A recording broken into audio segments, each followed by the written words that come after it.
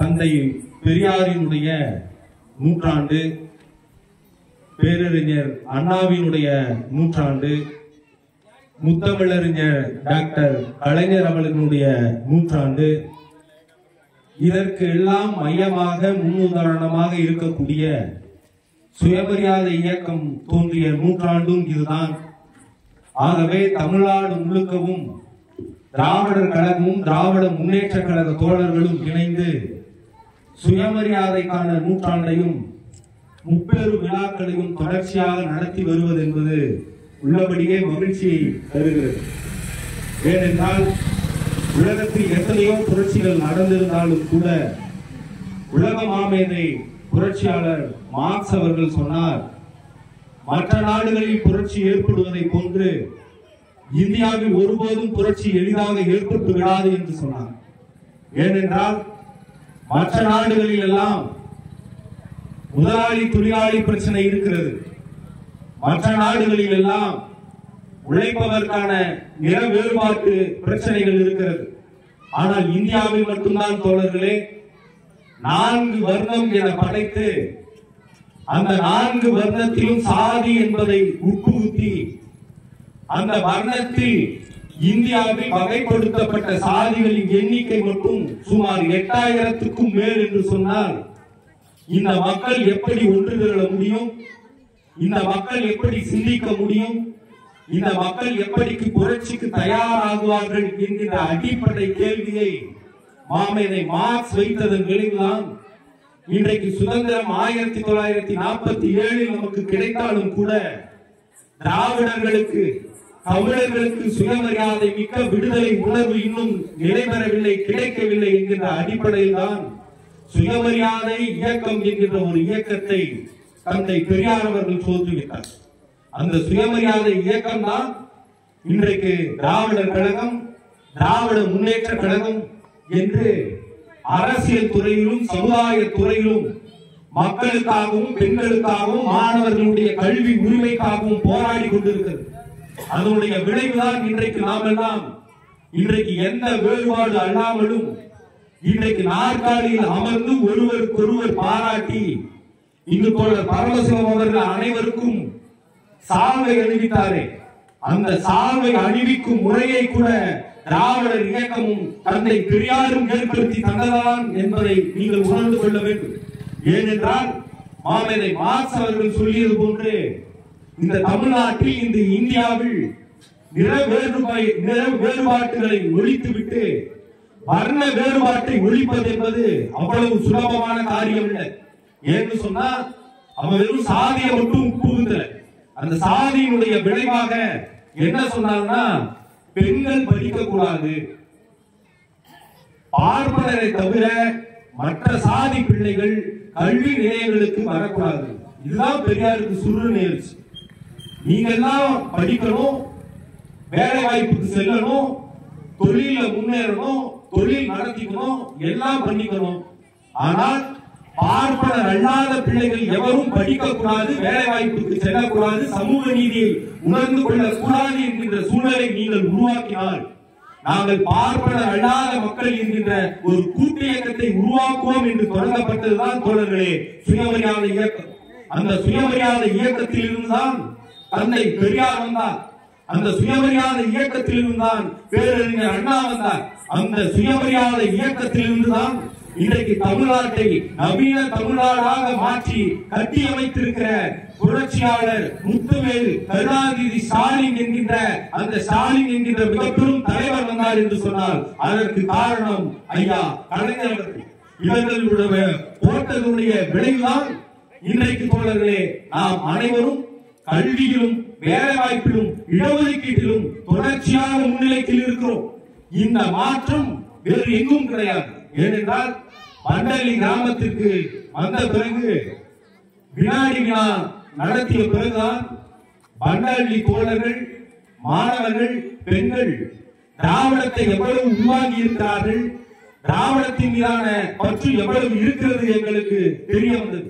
ஏனென்றால் இன்றைக்கு தந்தை பெரியாரினுடைய செயல்பாடுகளை கொச்சப்படுத்துவதும் பேரறிஞர் அண்ணாவினுடைய செயல்பாடுகளை கொச்சப்படுத்துவதும் மூத்தமிழறிஞர் டாக்டர் கலைஞருடைய செயல்பாடுகளை கொச்சப்படுத்தவும், திராவிடம் என்கின்ற பெயரில் நாம் எல்லாம் திராவிடம் என்கின்ற கூட்டியத்துக்குள் வர முடியாது, திராவிடம் என்றால் ஏதோ அந்நியத்திற்குரியது, நாம் எல்லாம் தமிழர்கள் என்கின்ற நிலைப்பாட்டை கொண்டிருக்கிறார்கள்.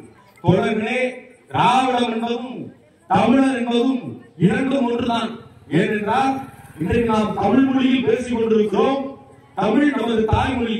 மொழியால் நாம் தமிழர்கள், இனத்தால் நாம் திராவிடர்கள். மொழியால் தமிழர்கள், இனத்தால் திராவிடர்கள். அதனால்தான் தோழர்களே, பேராசிரியர் ஐயா அன்பழகன் சொன்னார், ஒருவன் தமிழன் என்று சொன்னால் அவனுக்கு மொழி உணர்வு இருக்கும். அதுவே ஒருவன் திராவிடன் என்று சொன்னால் மொழி உணர்வோடு கூடிய சூடும் சுரணையும் பிறக்கும் என்று பேராசிரியர் அன்பழகன் அவர்கள் சொன்னார் என்று சொன்னால், திராவிடர் என்பது நம் இனத்தினுடைய அடிப்படை பெயர். ஏனென்றால் திராவிடம் என்பது பார்ப்பனியத்தை எதிர்க்கக்கூடியது. திராவிடம் என்பது அனைவருக்கும் அனைத்தும் என்கின்ற நிலையை உருவாக்கக்கூடியது. திராவிடம் என்பது சமூக நீதியை நிலைநிறுத்தக்கூடியது. அதனுடைய வழித்தோன்றலாக இருக்கக்கூடிய திராவிட மாடலுடைய ஆட்சியினுடைய பெயராகத்தான் இன்றைக்கு திராவிடம் என்கின்ற பெயரை நாம் தூக்கி சுமந்து கொண்டிருக்கிறோம். இல்லை என்று சொன்னால் இன்றைக்கு இருக்கக்கூடிய அரசியல் கட்சியினுடைய தலைவர்கள் எல்லாம் தமிழர்கள் என்கின்ற போர்வையில், தமிழர்கள் தமிழகம் என்கின்ற போர்வையில் தொடர்களே நம்மை அடிமைப்படுத்தி கல்வியிலும் வேலை வாய்ப்பிலும் சுரண்டலை ஏற்படுத்திய பார்ப்பனர்களை இணைத்துக் கொண்டு இன்றைக்கு தமிழ் தேசியத்தை பேசிக் கொண்டிருக்கிறார்கள். பெரியாரை குறை சொல்லிக் கொண்டிருக்கிறார்கள். அண்ணாவை மறுத்துக் கொண்டிருக்கிறார்கள். ஆனால் திராவிடத்தின் மூலியமாக, திராவிட இயக்கத்தை கட்டிய தோழர்களின் மூலியமாகத்தான் நமக்கு படிக்கவும் வேலை வாய்ப்பிலும் இடஒதுக்கீடு கிடைத்தது. அனைவரும் சரிநேராக உட்கார்ந்து சாப்பிட உரிமை கிடைத்தது என்பதை நீங்கள் எண்ணி பார்க்க வேண்டும். ஏனென்றால் தோழர்களே, 1953ஆம் ஆண்டு சென்னை மாகாணத்தினுடைய முதல்வராக இருந்த ராஜாஜி அவர்கள் குலக்கல்வி என்கின்ற ஒரு திட்டத்தை கொண்டு வந்தார். அது என்ன குலக்கல்வினா, பாதி நேரம் படிக்கணும், மீதி நேரம் தன்னுடைய அப்பா பார்த்த வேலைகளை அந்த பிள்ளைகள் போய் செய்யணும். இதுதான் குலக்கல்வி. இந்த குலக்கல்வி முறையை ராஜாஜி அவர்கள் தமிழ்நாட்டிற்குள் கொண்டு வந்த போது, அன்றைக்கு தமிழ்நாடு என்பது மெட்ராஸ் ஸ்டேட். மெட்ராஸ் ஸ்டேட்ல கர்நாடகா, இன்றைக்கு இருக்கக்கூடிய தெலுங்கானா, ஆந்திரா, கேரளா, தமிழ்நாடு, இந்த 5 மாநிலங்களும் சேர்ந்துதான் மெட்ராஸ் ஸ்டேட். அந்த மெட்ராஸ் ஸ்டேட்டுக்கு ராஜாஜி அவர்கள் குலக்கல்வி திட்டத்தை கொண்டு வந்த போது மிக கடுமையாக எதிர்த்த தலைவர் தந்தை பெரியாரும் திராவிடர் கழகம். ஏனென்றால் பெரியார் சொன்னார், இன்னைக்கு 6 மணி நேரம் படிக்கக்கூடிய மாணவர்களுடைய எண்ணிக்கை இன்றைக்கு பாதி நேரமாக அந்த மக்களினுடைய கல்வியை குறைத்துவிட்டு நீங்கள் அவருடைய அப்பனினுடைய தொழிலுக்கு அனுப்புவீர்கள் என்று சொன்னால், ஒரு பாப்பான் வீட்டு பிள்ளை வக்கீல் தொழிலை போய் மேற்கொள்வான், ஒரு பாப்பான் வீட்டு பிள்ளை மருத்துவர் தொழிலை போய் மேற்கொள்வான், ஒரு பாப்பான் வீட்டு பிள்ளை அடுத்து எப்படி கலெக்டர் ஆகுவதை பற்றி சிந்தனையில் அவன் அந்த படிப்பை மேற்கொள்வான். ஆனால் பார்ப்பன அல்லாத பிள்ளைகளுக்கு உங்கள் இந்து மதத்தின்படி, மருதர்ம சாஸ்திரத்தின்படி படிக்கவே கூடாது என்று எழுதி வைத்திருக்கிறீர்கள். இந்த மக்கள் அவன் அப்பன் வீட்டு பிள்ளையை எந்த வேலையை செய்வான் என்று கேட்ட இயக்கம் திராவிடர் கழகம், கேட்ட இயக்கம் திராவிட முன்னேற்ற கழகம். அந்த கேள்வி அன்றைக்கு பிறக்காமல் இருந்திருந்தால் இன்றைக்கு திராவிடத்தின் மூலியமாக, பெரியார் பெற்று தந்த கல்வி உரிமையின் மூலியமாக, அண்ணா உருவாக்கி வைத்த வேலை வாய்ப்பின் மூலியமாக 69% இடஒதுக்கீட்டு தமிழ்நாட்டில் மட்டும்தான் இந்தியாவிலேயே இருக்கிறது என்ற நிலையை டாக்டர் கலைஞர் அவர்கள் உருவாக்கி வைத்த வேலையில் படித்துவிட்டு ஐடி துறைக்கு சென்று 1 லட்சம் ரூபாய் சம்பளம் வாங்கி கொண்டிருக்கிற ஒரு இளைஞர் இன்றைக்கு வேலைக்கு போக முடியுமா என்ற கேள்வியை நாம் கேட்க வேண்டி இருக்கிறது. இன்றைக்கு அவர்கள்தான் திராவிடத்தால் வீழ்ந்தோம், திராவிடம் எதுவும் நமக்கு செய்யவில்லை என்கின்ற அடிப்படையை கோருகிறார்கள் என்று சொன்னால், அன்றைக்கு 53 குலக்கல்வி திட்டத்தை பெரியாரும் அண்ணாவும் சேர்ந்து எதிர்க்காமல் விட்டிருந்தால் தோழர்களே, இன்றைக்கு நாம் என்னுடைய அப்பன் தொழிலை தான் செய்திருக்க முடியுமே தவிர இங்கு இருக்கக்கூடிய அனைத்து தோழர்களும் உயர்கல்விக்கு சென்றிருக்க முடியாது என்பதை நினைத்துக் கொள்ள வேண்டும். ஏனென்றால் அந்த 53 போராட்டத்தினுடைய விளைவு என்ன தெரியுமா? 15 திராவிட முன்னேற்ற கழக தோழர்கள் உயிர் விட்டு குலக்கல்வியை விரட்டி அடித்த இயக்கம் திராவிடர் இயக்கம். இந்த வரலாறு வேறு எவருக்குமே கிடையாது. எந்த தமிழ் தேசியவாதிக்கும் தமிழை பேசுகிற இன்றைக்கு புதிதாக கட்சி தொடங்கி இருக்கிற எவருக்கும் கிடையாது அந்த வரலாறு. ஏனென்றால் திராவிடத்தினுடைய அடிப்படை பெண்களுக்கும் மாணவர்களுக்கும் கல்வி கிடைக்க வேண்டும், சுயமரியாதை கிடைக்க வேண்டும். அந்த சுயமரியாதை வாழ்வுதான் அவர்களை பகுத்தறிவு பாதைக்கு இட்டு செல்லும் என்பதுதான் திராவிடத்தினுடைய அடிப்படை. அந்த அடிப்படையில் தான் தோழர்களே தந்தை பெரியார் அவர்களும் அறிஞர் அண்ணா அவர்களும் தமிழ்நாட்டில் போட்டிருக்கிற விதை என்ன தெரியுமா? இன்றைக்கு தமிழ்நாடு அனைத்து நிலைகளிலும் முன்னேறி இருக்கிறது. இதற்கு ஒரே ஒரு சான்று தோழர்களே, பெண்களுக்கு எதை கொடுத்தாலும் கல்வியை கொடுக்காதே என்றது மனு தர்மம்.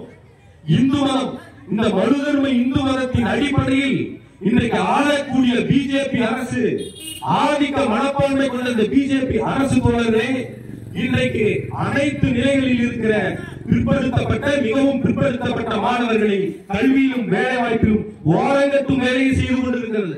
ஆனால் தோழர்களை தந்தை பெரியார் அவர்களும் அறிஞர் அண்ணா அவர்களும் என்ன செய்தார்கள் என்று சொன்னால் 53 போராட்டத்தை மும்முனை போராட்டமாக அறிவித்து அந்த போராட்டத்தை இந்தியை வீழ்த்துவதற்காக இங்கு தேடி வந்த இந்தி பெண்ணே தமிழ்நாட்டை விட்டு ஓடி போய் என்று சொல்லும் அளவிற்கு அந்த போராட்டத்தை நடத்தி வெற்றி கண்டார்கள் என்பதுதான் வரலாறு. இந்த வரலாறு திராவிடர் கழகத்துக்கும் திராவிட முன்னேற்ற கழகத்திற்கும் தவிர வேறு எந்த இயக்கத்திற்கும் கிடையாது என்பதை நாம் எண்ணி பார்க்க வேண்டும். அதன் அடிப்படையில் தான் தந்தை பெரியார் அவர்கள் ஆங்கிலத்தை ஆதரித்தார். ஆங்கிலத்தை ஆதரித்ததனுடைய விளைவுதான் இன்றைக்கு நமது மாநிலத்தில் உலகத்திலேயே அதிகமான மருத்துவர்கள் வெளிநாடு சென்று பணிபுரிய மாநிலமாக தமிழ்நாடு வளர்ந்திருக்கிறது, திகழ்ந்திருக்கிறது என்று சொன்னால் அண்ணா கொண்டு வந்த அந்த இருமொழி கொள்கைதான்.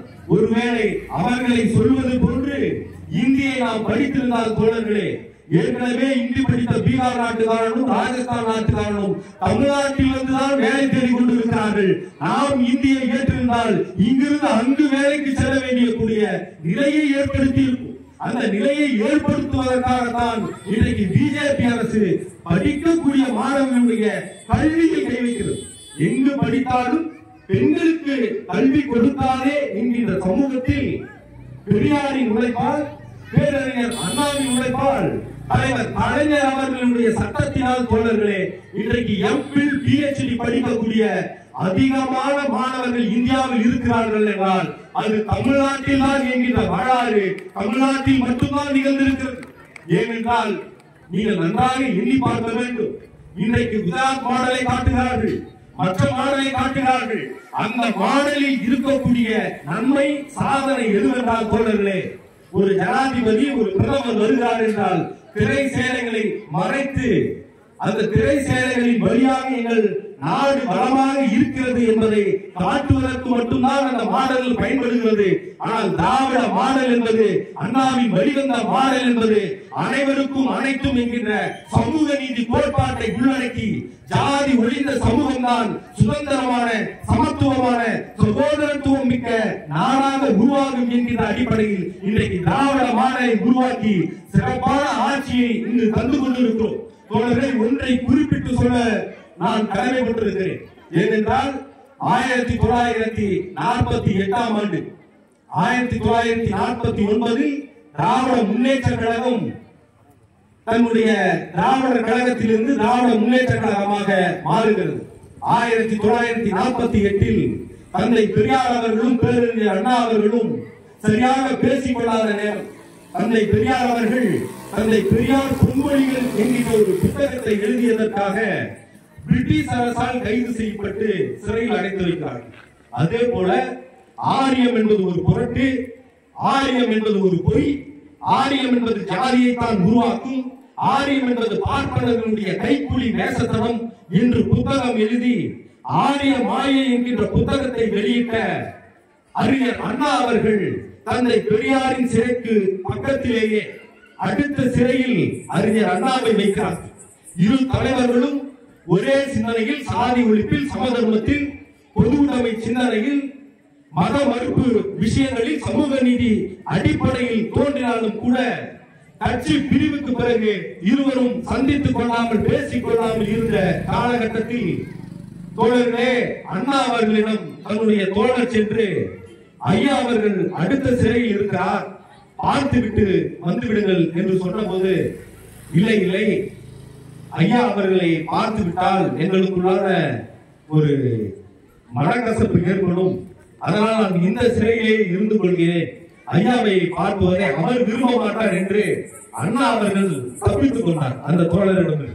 ஆனால் தோழர்களே, அண்ணா அவர்கள் விடுதலையாகி 6 மாதத்து சிறைக்கு பிறகு விடுதலையாகும் போது தன்னை ஒரு தோழர் வந்து அண்ணாவினுடைய தோளை தட்டி 2 பிஸ்கட் கொடுக்கிறார். 2 பிஸ்கட் என்னங்க எனக்கு கொடுக்குறீங்க அப்படின்னு கேட்கும் போது, ஒண்ணு இல்லைங்க, ஐயா தான் உங்களுக்கு கொடுக்க சொன்னார் அப்படின்னு சொல்லி தன்னை பெரியார் கொடுத்த பிஸ்கெட்டை வாங்கி கொண்டு, நான் எப்படி இருந்தாலும் எனக்கு மட்டும் தலைவர் அல்ல, தமிழ்நாட்டுக்கே தலைவராக தந்தையாக இருக்கக்கூடிய தலைவர் தான் தந்தை பெரியார் என்று சொல்லக்கூடிய அளவிற்கு தந்தை பெரியாரினுடைய உறவும் பேரறிஞர் அண்ணாவினுடைய உறவும் என்பது திராவிடர் கழகமும் திராவிட முன்னேற்ற கழகமும் நாங்கள் இணைந்தாலும் பிரிந்தாலும் இரட்டை குழல் துப்பாக்கி கொண்டு செயல்படுவோம் என்று பேரறிஞர் அண்ணா அவர்கள் சொன்னாரே, அது போன்றுதான் தோழர்களே இன்றைக்கு ஆட்சியில் ஆளக்கூடிய சமூக நீதி அக்கறை கொண்ட அந்த ஐயா ஸ்டாலின் அவர்களுடைய ஆட்சி, எங்கள் ஆட்சி வழிமாறி போகும்போதெல்லாம், எங்கள் ஆட்சி தடுமாற்றத்திற்கு உள்ளே போகும்போதெல்லாம் திராவிடர் கழகம் திராவிடர் கழகத்தினுடைய தலைவர் ஐயா வீரமணியும் தான் எங்களை வழிநடத்துகிறார்கள் என்று சொல்லுகிறார்கள் என்று சொன்னால், இந்த மக்களின் மீது கொண்ட நம்பிக்கையும் இந்த மக்களை சரியான இடத்திற்கு நகர்த்த வேண்டும் என்கின்ற எண்ணமும் மட்டும்தான் இருக்கிறது என்பதை நீங்கள் உணர்ந்து கொள்ள வேண்டும். ஏனென்றால் இன்றைக்கு இந்தியாவிலேயே 69% இடஒதுக்கீடு இருக்கக்கூடிய மாநிலமாக தமிழ்நாடு மட்டும்தான் இருக்கிறது.